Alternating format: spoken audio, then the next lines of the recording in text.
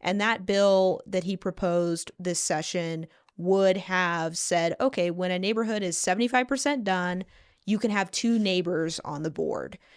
We're not going to get rid of the quotas. We're going to keep that because we don't want bars all over the place and destroying the value that these restaurants put in. You know, they took out a massive loan to buy these licenses. They said, okay, we're going to keep the quota, but what we're going to say is if you have a license, you can't buy it or transfer it anymore. One of the things I deal with a lot with Airbnbs, primarily doing journalism in Boise, is that, like I said, there's all this frustration of, gosh, the cheap rental house I used to have in the North End that, you know, where I could walk to my job is now a high dollar Airbnb destination.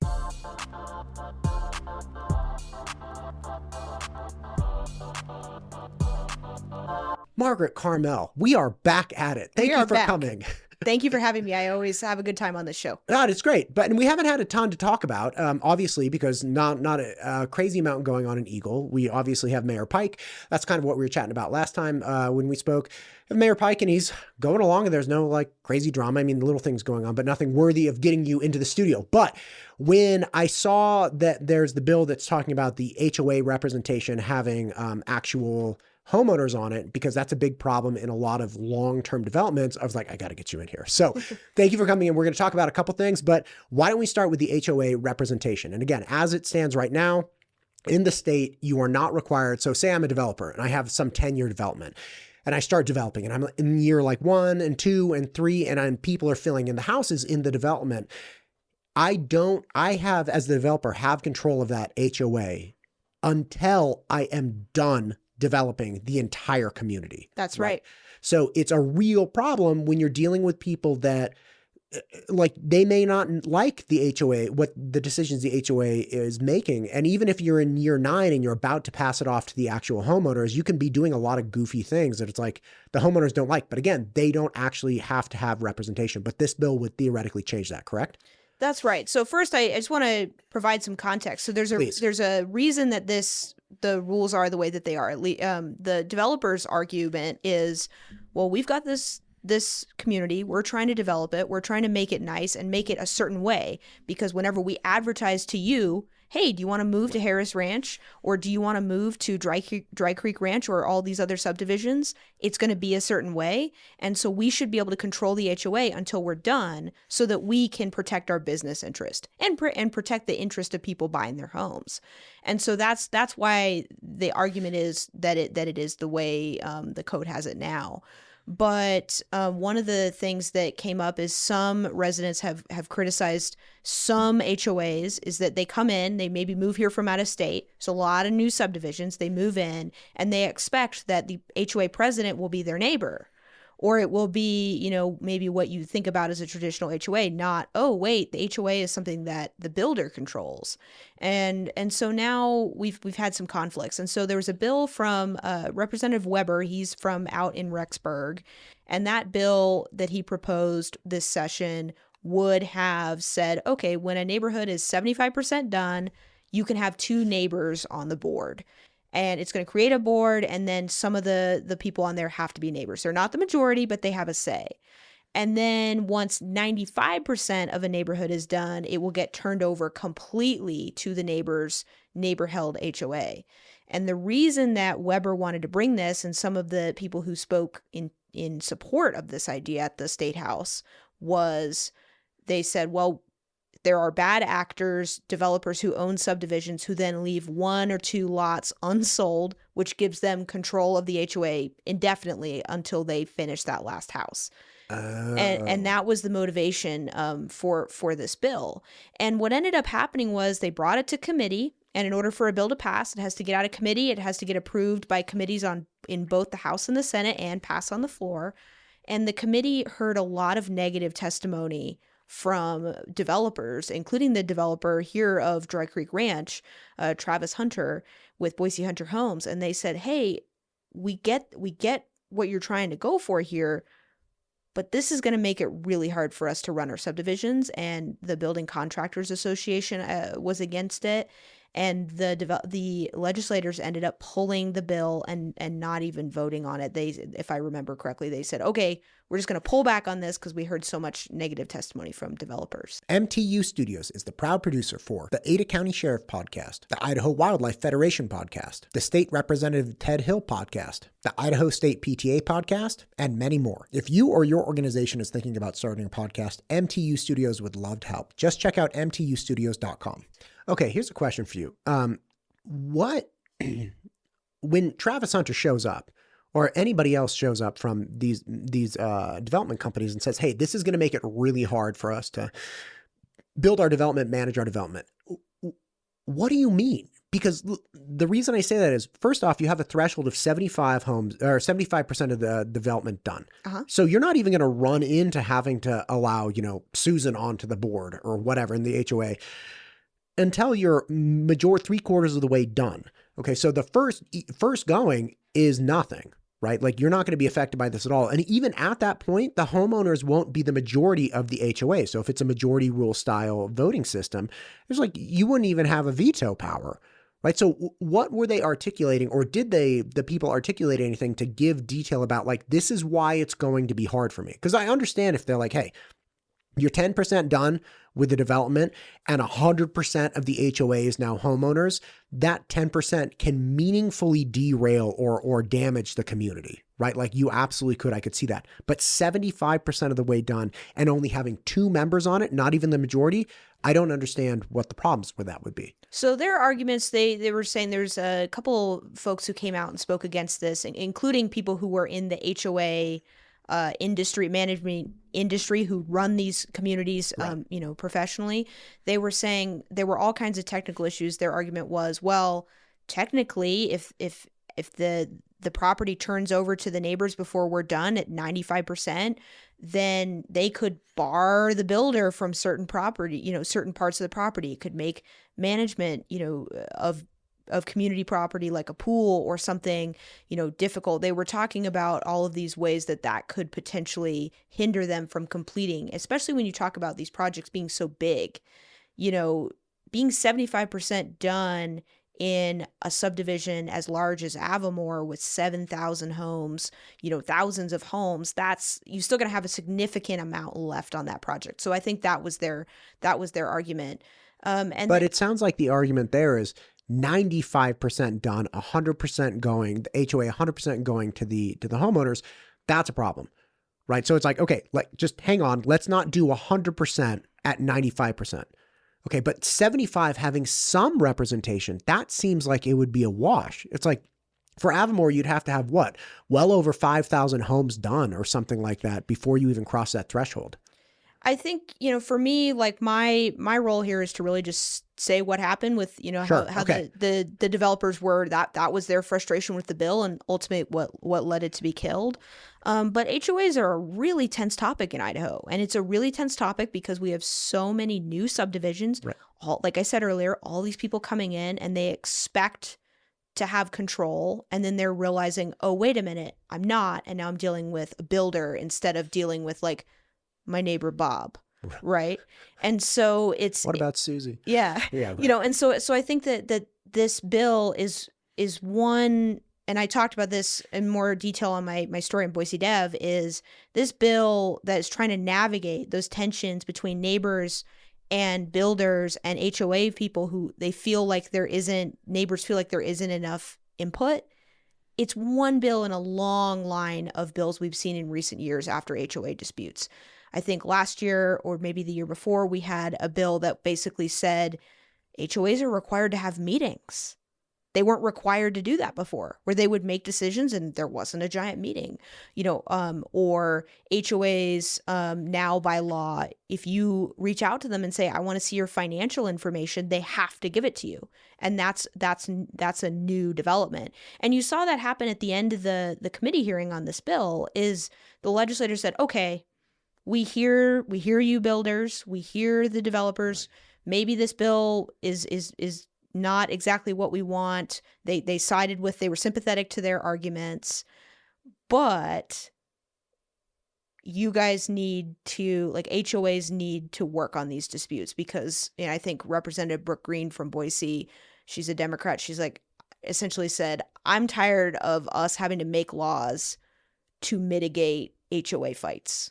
And that's really what's been going on, is that the legislature is having to step in and create laws to break up HOA fights because there's so much angst around these new neighborhoods and developers trying to maximize their value and create great communities.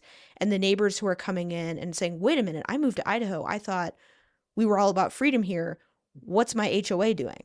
And there's a really deep tension on that.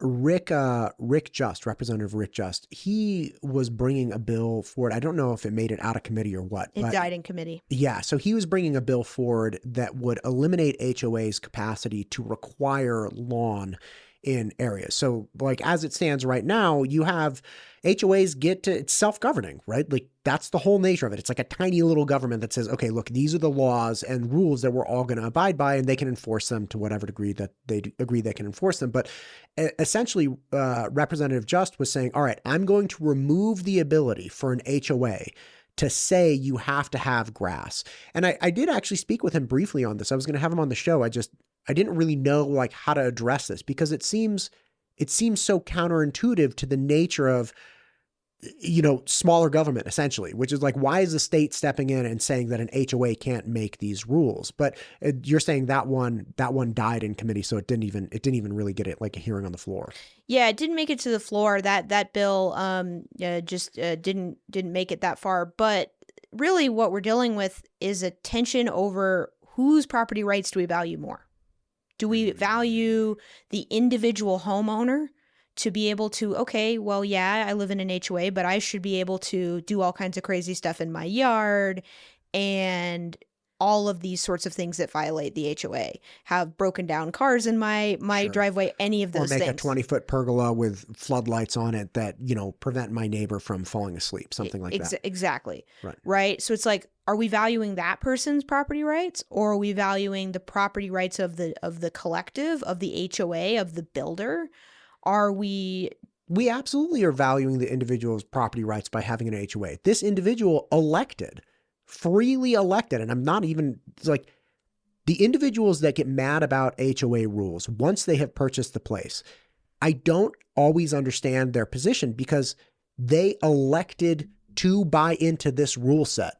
You agreed to this thing. You agreed that you wouldn't have a broken down car. You could have not come in here. So to say that, hey, I don't like the restrictions that this HOA is now imposing on me, when you freely had the capacity to not purchase in this place, wherever it might be, it's like, well, okay, that's not fair. We're honoring your property rights by upholding the rules that everybody agreed to, including you.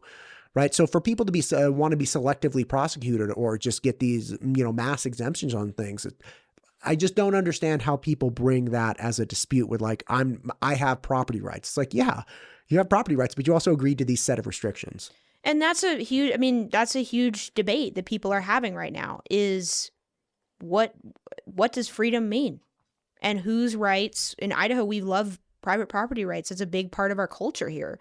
And so a big debate we're having as a community right now around HOAs and a number of issues is whose private property rights trump the other one, and exactly what does that mean for policy? And HOAs is a massive battleground for this. I mean, we could do a whole hour show on HOAs. I've done so many HOA blow-ups because there is a lot of frustration that people have over, I thought this was my home and I could do what I want. But then also, there's been cases of accusations of HOAs trying to enforce laws that maybe don't have legal merit or that there has resulted in a legal challenge.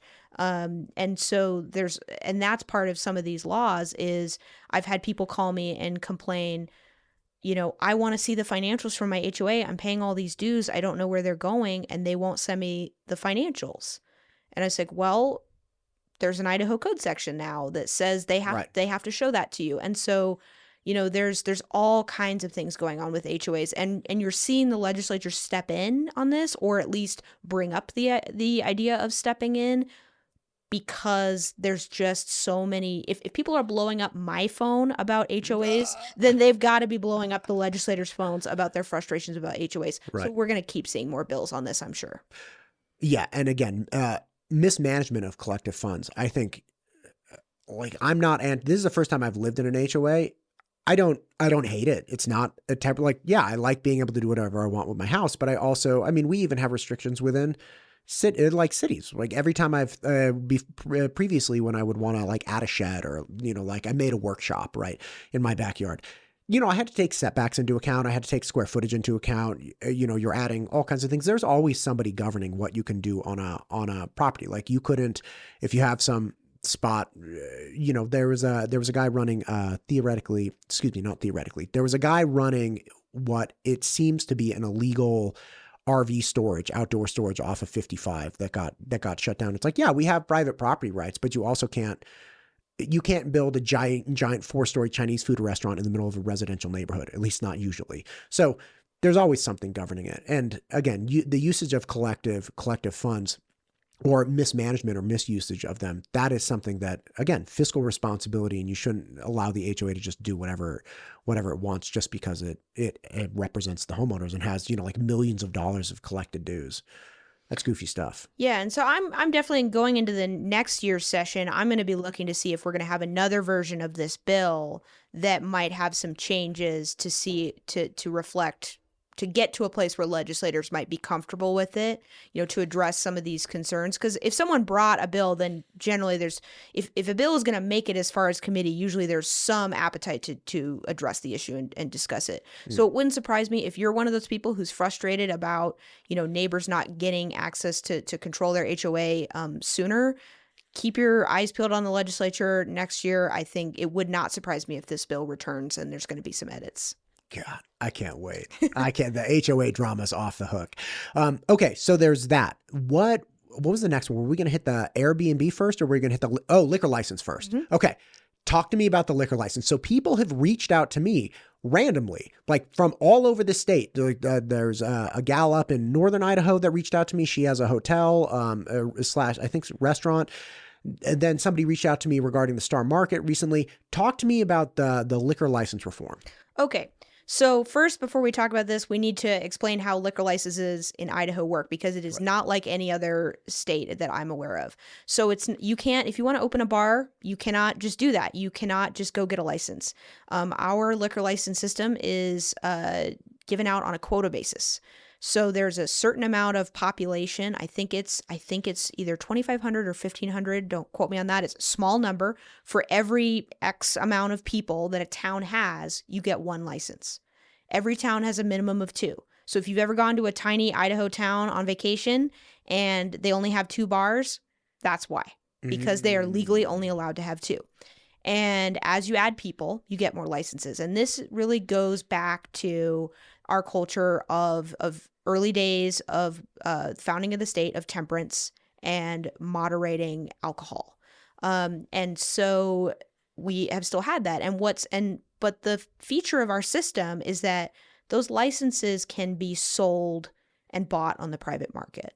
So it is not uncommon for people, particularly in high demand places like Boise, where there's a long list for these licenses, people will buy them for $200,000 or $300,000. These things cost as much as a house. And legislators and business owners have been fighting over this thing for years. Last year, we finally had some change where essentially they said, okay, we're not going to get rid of the quotas. We're going to keep that because we don't want bars all over the place and destroying the value that these restaurants put in. You know, they took out a massive loan to buy these licenses. They said, okay, we're going to keep the quota, but what we're going to say is if you have a license, you can't buy it or transfer it anymore. And you can only have it if you want to run a restaurant. Because right now, if I was super rich, I could buy up all these licenses and then I could lease them to you to run a restaurant, and I could use that as a business, as an income stream. So it commodifies that. And that's what jacks up the prices, because then it's valuable and it's scarce. Okay, but so that means though that if I have a restaurant, Matt's Place, and I have a liquor license for Matt's Place, if I want to sell Matt's Place to you, my liquor license doesn't transfer with that restaurant? So now that they have changed the law, if you were an existing, if you had a liquor license from before, they could say, okay, we want to honor your commitment because you took out a big loan to get your license. You can transfer or sell that thing once. So the person buying it is like, well, I better make good by this. Because so you buy Matt's place, you happen to be a bad restaurateur. And now you're like, okay, well, I'm going to sell it because I'm running this place into the ground. The liquor license doesn't transfer with you. It's a dead end. Oh my God. So it's complicated. So anyway, that's all complicated. But this doesn't solve the issue or the situation of, okay, you go to a town like Driggs or Victor or McCall. There's a small population, but a ton of visitors go there. Those are called resort cities in Idaho. Sure. They've got a small population, so they have a very small number of liquor licenses, but a ton of visitors. If you've ever gone to a restaurant in McCall and you want to order an old fashioned and they don't have it, that's why. Because there's more people visiting the town than actually live there for the demand.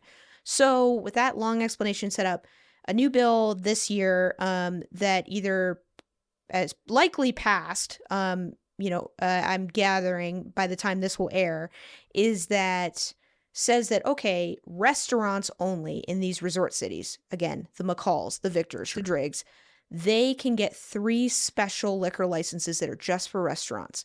And it's meant for like Matt's place to be a restaurant. So I can have my nice drink while I have my nice meal at Matt's place, as opposed to a bar. And these licenses, they can't be sold, they can't be transferred, and they have to be approved by city council. And then also you have to stop selling drinks when you stop selling food. So it couldn't be a backdoor bar. So when the 9:30 kitchen turns off, it's over. Like, right. Gotcha. And so this bill, the idea behind it is it will solve the problem that restaurant owners have in these small vacation destination areas where there's demand for liquor drinks from visitors that they can't meet because of our quota, but it also won't add 10 bars to these tiny towns. And so this bill is sort of striking that balance. And this is something that chambers of commerce and these little cities have been wanting for years, because these business owners are saying, it's hard for me to make a profit on a fine dining restaurant without a cocktail menu, because that bumps up your oh yeah, that's the appetizers and the drinks are the only place they make money. Right. So they're making money on that. And then also, I've heard stories of people coming in from out of town, out of state, and they go to sit down at Matt's place, this nice restaurant. An awesome spot, by the way. Yeah. Great burgers. Can't wait to try it. Can't wait. And they will sit down at the table and realize they don't have cocktails, and they say, okay, I'm going somewhere else.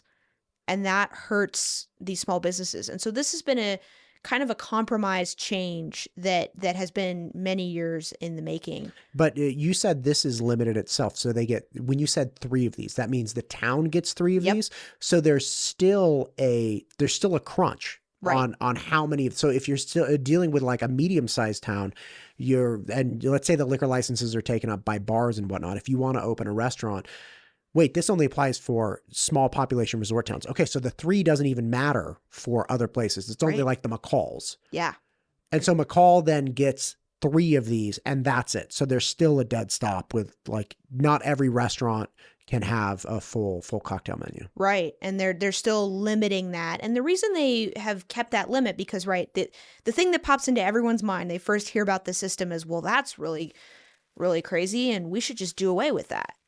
Let's just get rid of the whole quota system. Well, what happens is that means the market completely is flooded.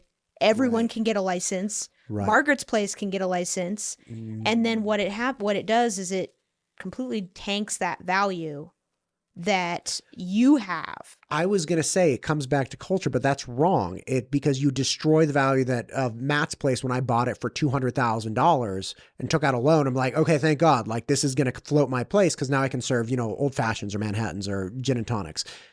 And then you come along and it's like, oh, well, I'm the taqueria next door, and I actually have a liquor license now too. And so then, boom, the value of the $200,000 or $300,000 is gone. Right. And so that's been something where, and so there's just a lot of, again, I'm using that word tension because it's tension between 2 different interests.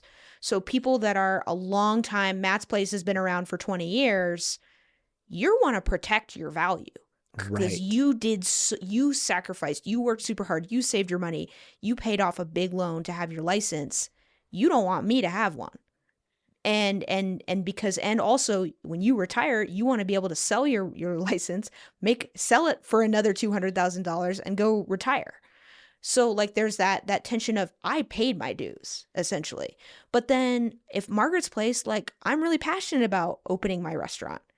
I've worked really hard. I want to own a business. I'm an American. I am someone who believes in free enterprise. Why can't I open my restaurant? This really sucks.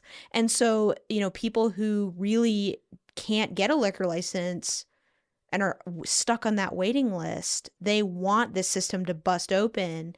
And people that have already got one want to keep it closed to protect their value. And so the reforms that they've made in the last couple of years are trying to walk that line between the two groups. Right. To honor because you don't want monopolies, right? That's bad in private industry.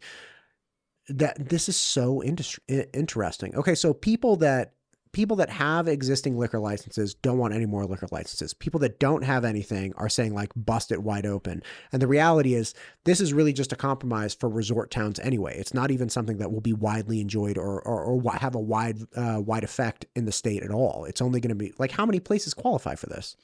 Well, so I think there's a couple dozen, maybe like 24 different towns. I can't remember the exact number. And but it's not like hundreds and hundreds and hundreds. No. Right? We're talking about like something around 50-ish liquor licenses total that would be issued throughout the state. And there's requirements on exactly how you could get one. So for this bill, towns have to be 15 miles from a bigger city in order to get this. So you have to be out. So that way you couldn't have a suburb of a bigger town. Right. And have like this proliferation of licenses. Like, well, technically we're in a different town. Right. And so that's kind of where this focus is. And they also added something where there's a requirement of a fluctuation in the sewer flow to prove that this town is a summer vacation destination. They want a fluctuation in the sewer flow? Yeah. And that sounds funny, right? That's why. No, but it makes perfect sense. It makes, because you're thinking about it. Okay, because this bill, the whole idea is we want liquor licenses for places that are destinations, not just small towns. Right. Like you think about comparing the difference between a Sun Valley that has booms and busts. You go there in April? There's nobody there. Because no one's skiing and it's not nice enough for the summer crowds yet. And so, that's that boom and bust. Yeah, and, as opposed to a place, I don't know, trying to pick a tiny town, McCammon is coming to mind because that's where the bill sponsor is from. That's a small farming town in Southeast Idaho. No one's going there, on vacation unless that's not like a Sun Valley premier destination. Right. So they don't want those kinds of places getting these extra licenses. Because it would devalue the existing licenses there and you wouldn't get a large upside. And there's the culture aspect too. Like these smaller towns, the phrase that comes to mind is we're going to roll the sidewalks up early. There might be a city council that's like, we don't want more restaurants with liquor. Right. I mean, there's towns and county, at least one county in Idaho that doesn't grant liquor licenses at all. Like that they're still dry communities here, I believe. And so that's another part of this bill is it gives the mayor and city council say, yeah, I think we can do an extra liquor license, for Margaret. I think she's trustworthy and we like her restaurant. Like, let's do it. And Matt's Place, of course, isn't excited about this, but I'm like, damn it. Yeah. But then they might look at another restaurant and go, yeah, I think we've got enough. I think we've got enough partying going on in our town. I think we're good. And it gives them that control. So they can dole it out as they see fit. Correct. Wow, man, what an interesting nuance. So many, all the bills that I was kind of tracking this year, there are just so many problems that prevent a real reasonable, everybody can get behind this solution. And I understand that's politics, but for some reason, the nuances of little things like this, like where you have to even go down to the flow of the sewer treatment plant. It's like, wow, man, this is getting really specific and really trying to protect little nuances. Yeah. As a saying I love, which is like, if a solution is simple, it's wrong. And that's so true in politics. And that's why I really like talking about policy and digging into this stuff, because there's all these little pieces that make our society work and that can cause problems. Yeah. Interesting stuff. Okay. So that's the liquor license. So we did the HOA, the liquor license, now Airbnbs. Do you want me to talk about the Star Merc too? Oh, yes. Oh my gosh. We'll get to Airbnbs in a sec. So somebody else reached out to me about the Merc. It's this, iconic spot and apparently in real risk, at least some way tied to liquor licenses. So again, in the spirit of temperance, There we go. Idaho, we don't have private liquor stores on the street like you might see in other states. They're all state-run stores. Sure. And the state has but they have a carve-out that says, okay, if you're in a small town that is X number of miles from a liquor store, you can have what's called a special distributor license, which means we'll give Star Merc the ability to sell liquor. Or the Jacksons on the corner, or my favorite example of this is there is a combo bait and tackle shop and liquor store in Riggins. Like just because you can get your worms, your floaters, and your wild turkey. Yeah. All right. And so these places they're owned by locals because the state says we don't have a store there, but people in this town, you deserve to go down the street and buy stuff to make a drink too. But part of the state code as it stands right now is that if the state opens a store in your town, we're going to yank that special distributor license. And so that's what's happened to the Star Merc, is that the state is open. Star is growing. They've opened a state store there, which means the Star Merc has lost that special distributor license. And that's part of their business model is their general store and they're selling liquor. And people are frustrated because they're like, I like buying my liquor from a small business. I don't want to go buy it from the state. And so this bill that was introduced by Speaker of the House, Mike Moyle, and he lives in Star, would basically say, okay, if you have been a special distributor in a town in the past, we're going to grandfather your license in. God, that sounds fair. I mean, you Right. have a whole business model focused at least in part around one capacity to sell one commodity. It's like, it would be like taking away 2x4s from a lumberyard, right? It's like you can sell specialty wood, hardwood, you can sell sheets of plywood, whatever you want. No 2x4s though. Right. And so that was kind of the conversation about, let's do this. And so that bill has been on the table. Okay, and you're saying it may or may not pass, or Yeah, so the bill this bill that could basically grandfather in stores like the Star Merc to sell liquor, it's been on the Senate third reading calendar, and if it clears that, then that means it goes to the governor and it could pass.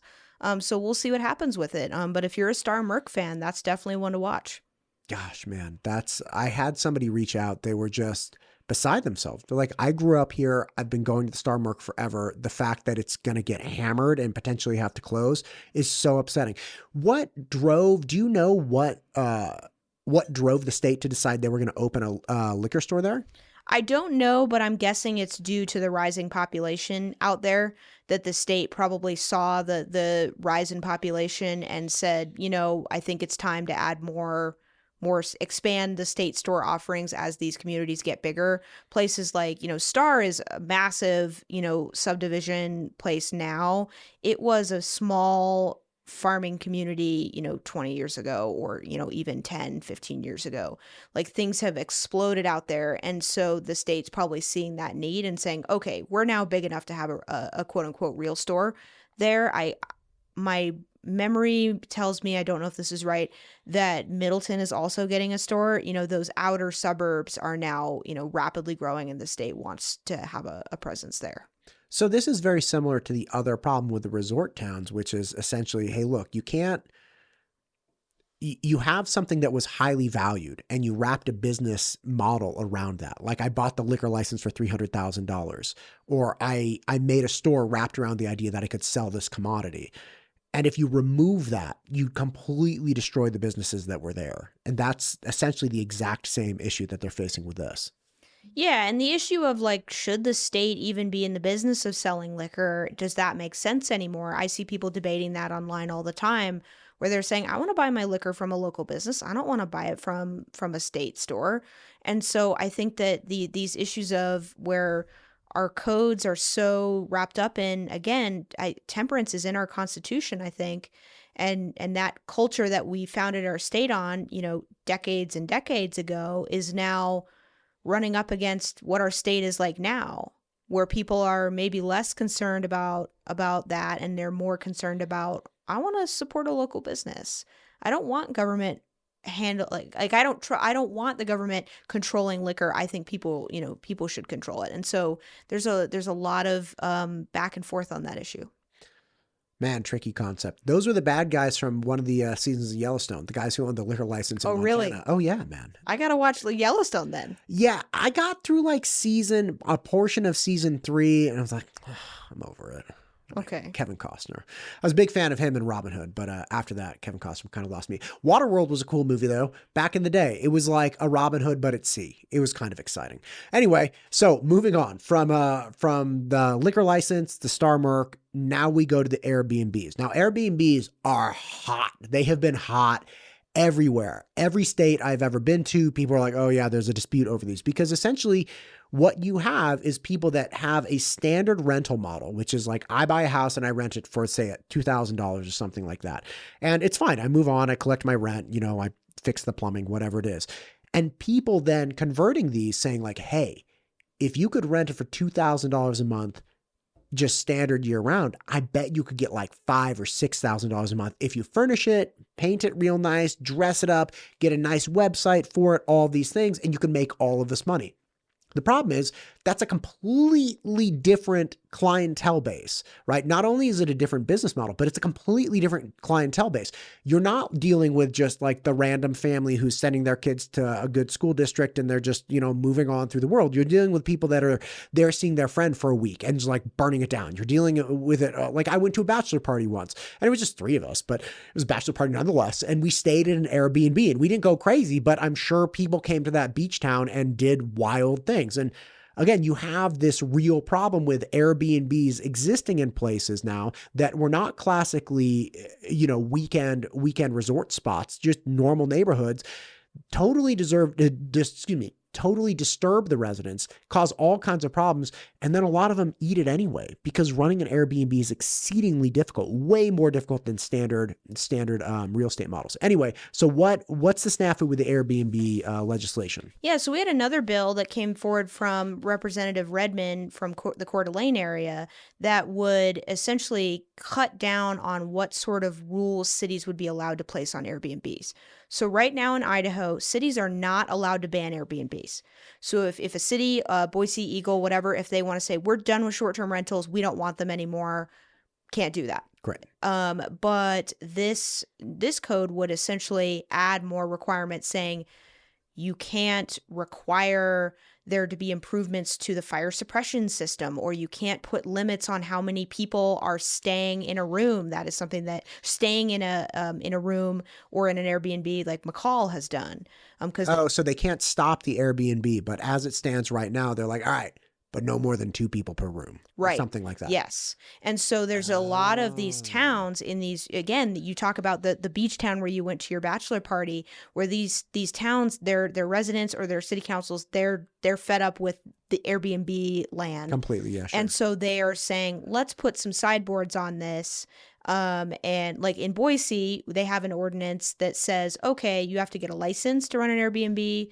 You have to tell us who owns it. And you have to give us a contact for a local representative who lives nearby. So, that's a big one. So if something goes on, like if there's a crazy party, we need to be able to call someone at 2 a.m. and be like, hey, fix this issue. Instead of, oh, hey, sorry, I'm a nameless corporation that is based in Oregon. I can't come over right now. So those are the kinds of rules you see. And so this bill from Representative Redmond would really cut down on what rules cities could impose, and it basically made it harder for cities to deny any sort of license for an Airbnb. It said you can still license them, but you can't turn them down for only a very few specific things. And so this was a very divisive bill because, and a lot of people don't realize that Airbnbs it is the most controversial issue I've covered in local government because on one hand, and I mean that seriously, because on one hand, you have realtors and property owners and Airbnb owners, their entire business is, I sell Airbnbs to people in Coeur d'Alene and McCall and out in Bear Lake. And I want to keep being able, like, if you put all these requirements on houses or make Airbnb owners improve their properties to tens of thousands of dollars, that's impacting my business and free enterprise. And we should be able to do this. Like Airbnbs are good for a community. They bring in tourism dollars. Then on the other hand, you have folks who live in these communities who they're really frustrated with Airbnbs. They're tired of the parties. Right. They're tired of, the nameless company in Oregon that, manages it and is never available to help. Right. They're feeling, or they're tired of, man, we've got 10 college kids cramming into a condo to ski for the weekend. And there's cars everywhere on my street. I mean, all of these sorts of concerns with Airbnbs that residents have. And so there's this two sides of, I want more regulations and I want no regulations at all. It was a long hearing, and it felt like ping pong. Every other person was, I like this bill, I hate this bill. And at the end of it, legislators, they talked about getting hundreds of emails, phone calls. They got blown up over this. And they said, you guys have to go back to the drawing board and negotiate on this. And that's something we've seen a lot is on this issue, is that every time someone tries to do anything on Airbnbs, it usually ends in a standoff, because the two sides are so diametrically opposed. Like realtors' interest groups are, they really want to protect their ability to run their businesses. Sure. And neighbors are so done that there's really not a lot of common ground. I mean, this is 4 years ago now, 4 or 5 years ago now, the old mayor of Boise, Mayor Dave Beater, he tried to pitch, hey, I want to tighten up on Airbnbs because there's concern of all these Airbnbs could be long-term rentals, like for people to live. Right. When we have a city that has a housing shortage, let's put some caps on this, like requiring, the owner to be home. Sure. Things like that. And he ended up just abandoning the idea because they went to like a working group to negotiate, and negotiations, I guess, they couldn't come to a consensus. And so whenever they said, we're going to send this off for more negotiations, I said, okay, well, that's going to probably not come back this year. And so it's been sitting on the calendar to be amended, and I haven't seen anything move on it. We might see this come back again, but gosh, God bless anyone who tries to wade into this issue, because no matter what you do, you will make 50% of people mad. Right. And you may also, if you loosen the restrictions on Airbnbs or what cities can do, you may even have Airbnb owners come forward and say, I don't want that either, because they want to have one of the few Airbnbs that satisfied the sprinkler suppression system, or like go jump through all these hoops. It's like a liquor license, right? I make a substantial investment to gain access to this type of business. And if you make it more widely available, that's going to decrease my return on my investment or make it, completely go under. They're so weird. Like the Airbnb world is so weird, and you have people using different types of like one thing I was chatting with you about just briefly before was you have Airbnbs being pitched as a different style of rental. And one way that they do that different style of business is they say, all right, look, instead of using a standard 30-year mortgage to acquire this house, which looks at the value of surrounding properties, right? They look at the comps. They're like, okay, this house is worth $300,000. Okay, so we'll loan you some portion of that $300,000. What people do is they get a history with the Airbnb. They say, okay, look, I've been renting this house out for $5,000 a month for the last 24 months. So I'm making $60,000 a year off this $300,000 house. That's really good return. Mm-hmm. Instead of going for the standard 30-year mortgage, they go to they do a debt service ratio loan. And essentially what that loan looks at is, okay, look, what is this actually worth from a revenue generation standpoint? And if you're making $60,000 a year, they might say, okay, well, it's actually worth to us $500,000, right? So then you can get excessive money out of this. And so now I say have a loan for $500,000 on a house that's really only worth $300,000. And if you make it so that other places can open up around this, you're going to decrease my revenue. Because if I have the only Airbnb that satisfies all these requirements and I took out a loan for $500,000 to do the renovations, furnish it, do whatever I want, doesn't matter.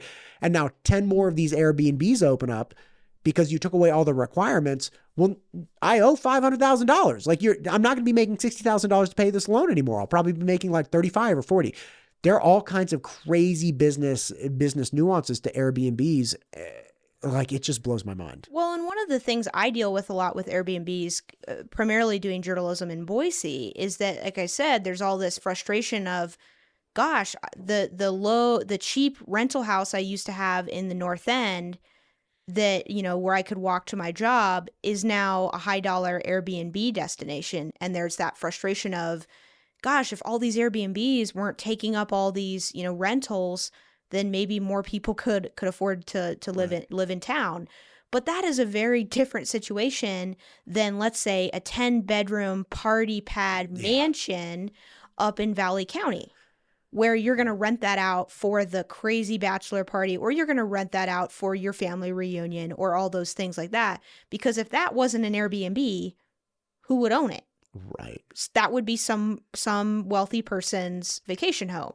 So then you have the same problem of, so it's different problems. But at the same time, some of these resort cities like Sun Valley and McCall, they have really tried to convince landlords to convert back to long-term rental, because the people that work in the coffee shop and work in the bar and work at Matt's place. Right. Matt's place is great. Matt's place is great. That work there can't afford, there's no houses because, maybe things that used to be like a regular house for people to live are an Airbnb, and so there's, and that's really what the argument against bills from, some people's argument against these bills is that one size doesn't fit all. And that was what the Coalition of Resort Cities was arguing at the hearing, is they were saying, you're trying to take away local control, and each city should be able to decide what works for them based on their circumstances and what exactly is going on. And so that's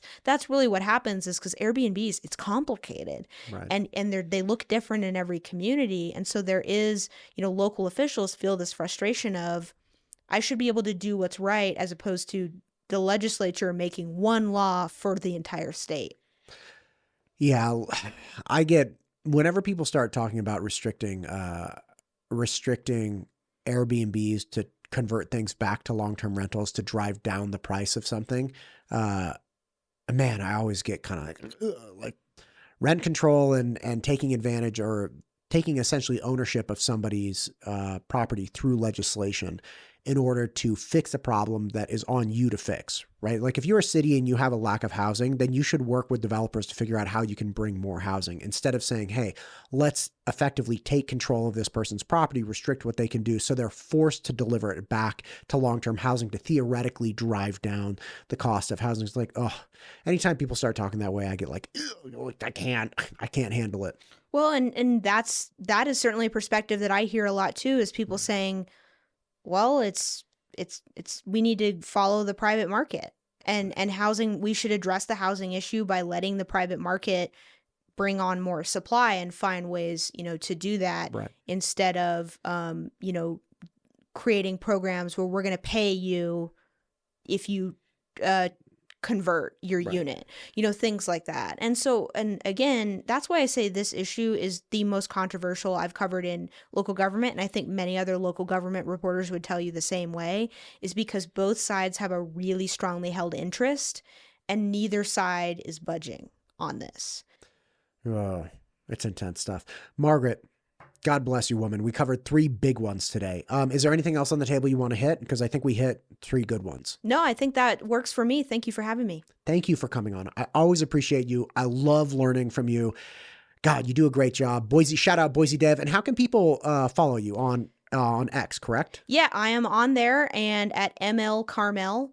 I am also, you can email me. We're on Boise and Boise Dev. We also have a Facebook page where we post our articles, and you can see what people are saying in the comments, as is always very fun on Facebook. God, it's the best. You can also subscribe to our, we have newsletters you can subscribe to. So all kinds of fun ways to find our content. Perfect. Well, thank you again for coming on. I really appreciate you. And yeah, we'll do it again soon. Great. Thanks. MTU Studios is the proud producer for the Ada County Sheriff Podcast, the Idaho Wildlife Federation Podcast, the State Representative Ted Hill Podcast, the Idaho State PTA Podcast, and many more. If you or your organization is thinking about starting a podcast, MTU Studios would love to help. Just check out mtustudios.com.